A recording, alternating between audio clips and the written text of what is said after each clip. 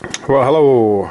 Welcome back to the box truck to RV conversion project. Today's topic is electrical cables, and big electrical cables, not the small ones. The big ones that go from the batteries to the inverter to the DC distribution, the low voltage distribution. This is a fuse block, and to the battery charger, and also up to the front engine to the alternator.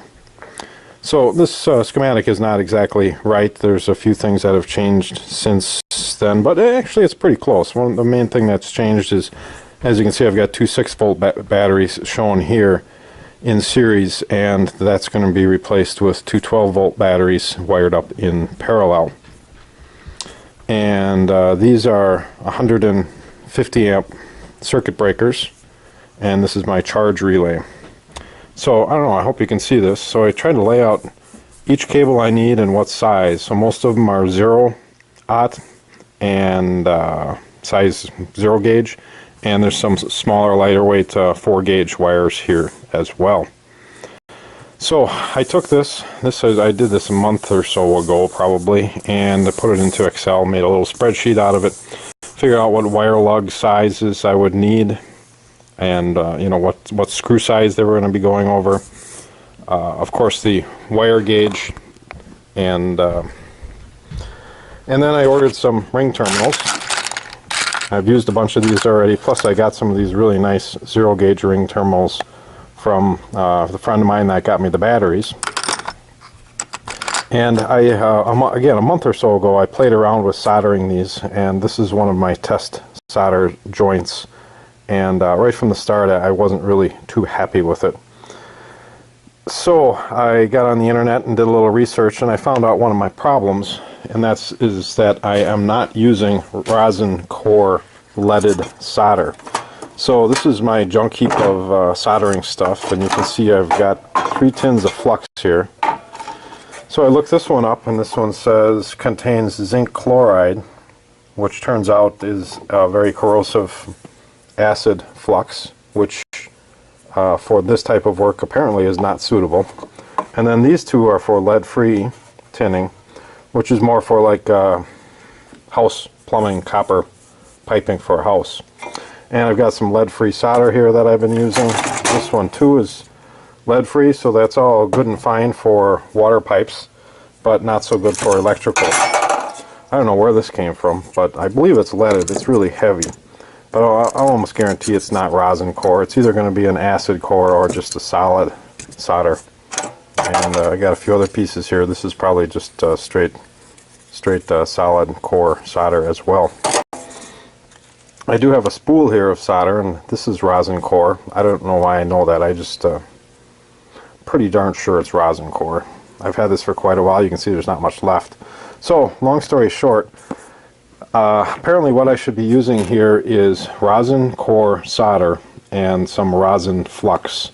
So I ordered Kester 44 1 pound of 4060 tin lead rosin core solder with number 44 rosin core, which everybody says is kind of the gold standard.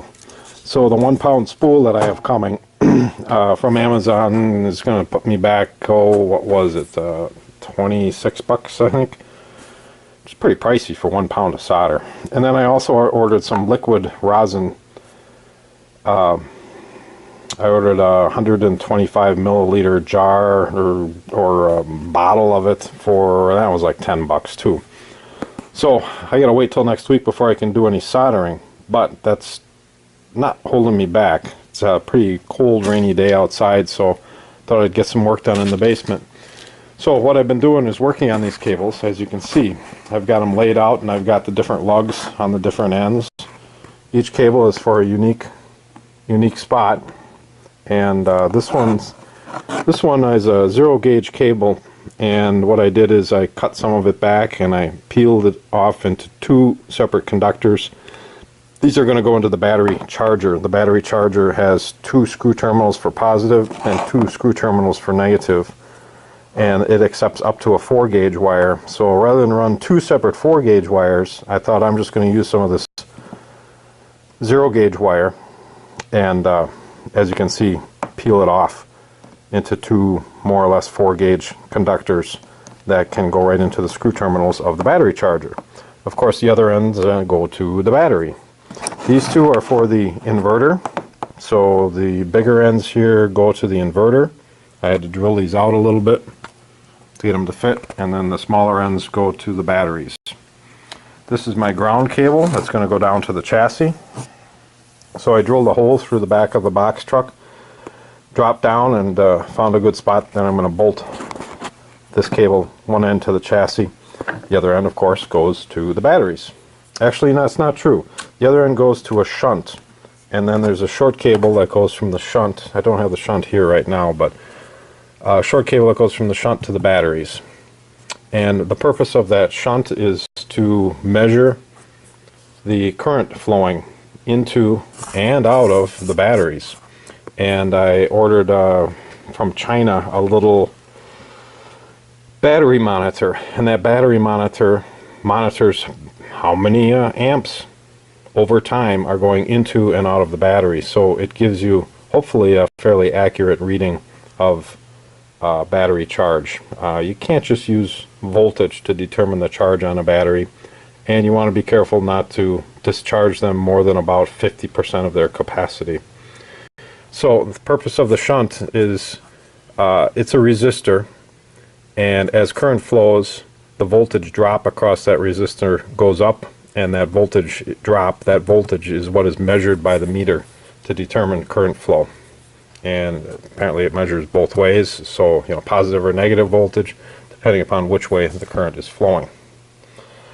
Okay, and then these two cables are just to jumper the batteries together. These two came from my friend who got me the batteries.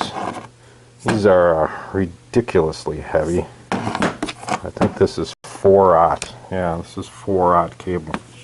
So I think that'll be heavy enough. And then this goes up under the hood. One side of it here, turn this around, this goes right to the alternator. I found a spot that I'm going to mount this little plate up pretty close to the alternator. There's a 150 amp circuit breaker here. See if we can trip it, set it. And then from there it goes into this charge relay. And then from here I've got some 2-watt cable that's going to run all the way from the front engine compartment underneath and all the way back to the batteries in the back, the house batteries. I'm not looking forward to running that cable. That's one's going to be a pain in the butt to run. And here you can see I took some of the cable. I don't have it down here now, but I've got this 2-watt cable that I plan on running all the way underneath from the chassis battery to the house batteries.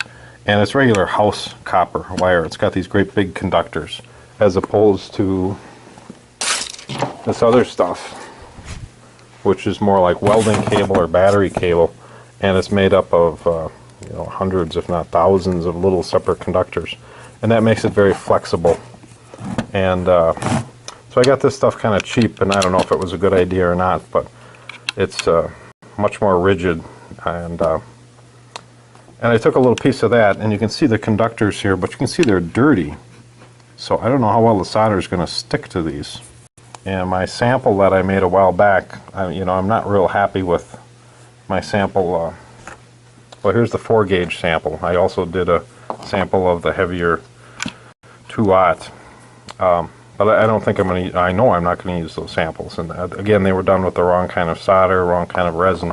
So I have high hopes that the new solder and the new resin are going to make for some good solder joints. The next thing I want to talk about is when I made this solder joint, what I did is I put the terminal in the vise like this. I can't get it to stay now, but put it in the vise, heated it up, and then melted solder, put it inside the terminal, and then took the wire and crammed it down in there, hoping it would all stick. So there's no good way to inspect it. It's just I don't know quite what to say, but I got these new terminals here again from my friend, and you can see they've got almost like an inspection hole. and it's also a spot where you can feed the solder in. So I'm thinking heat the terminal, which should heat the wire, and feed the solder in through this hole. And then I can see what I'm doing a little bit better and get a better idea of the quality of the solder joint when I'm all done. So these other terminals I bought, as you can see, they don't have a hole in them. So I took these and I drilled them out and put a little hole in them. So again, my plan is to feed the solder in through those holes. And I did the same thing with these heavier 0 gauge lugs as well. I put a hole in them. So these are just taped together now. These aren't soldered yet. All of these are just taped. I'm going to have to take the tape off, solder them, and use them. These two 4 gauge wires are going to get these 4 terminals, and these are going to go from the battery to the low voltage distribution block. So there's not a whole lot of current there. You know, maybe 10, 15, 20 amps. And I'm thinking I should probably put a circuit breaker in front of that as well. So I'll probably order another one of these, but it's not going to be 150 amp. It's going to be more like, I don't know, 50 amp, 30 amp, something like that. I'll have to kind of figure out if I got all the lights on, all the 12 volt lights, the fan, the furnace, what else? What else is on that low voltage? The water pump. You know, tally those all up. I bet I'm not going to come up to more than maybe 15, 20 amps. But I think I should put a circuit breaker in front of that distribution panel. If you go back to my my drawing here, that circuit breaker would be going to this DC distribution panel here, and you can see I've got the 4 gauge wires here coming up to the battery. So wish me luck on my soldering. I won't see that Kester solder until next week, so I'll let you know how it goes. Well, I'll show you something else here. When I was playing around with the batteries in the back, somehow I managed to accidentally touch one to the other and short out the batteries just for an instant. But it was an exciting instant because sparks flew and I flew and everybody kind of got a little excited about it. So that's it. Wrap it up for today.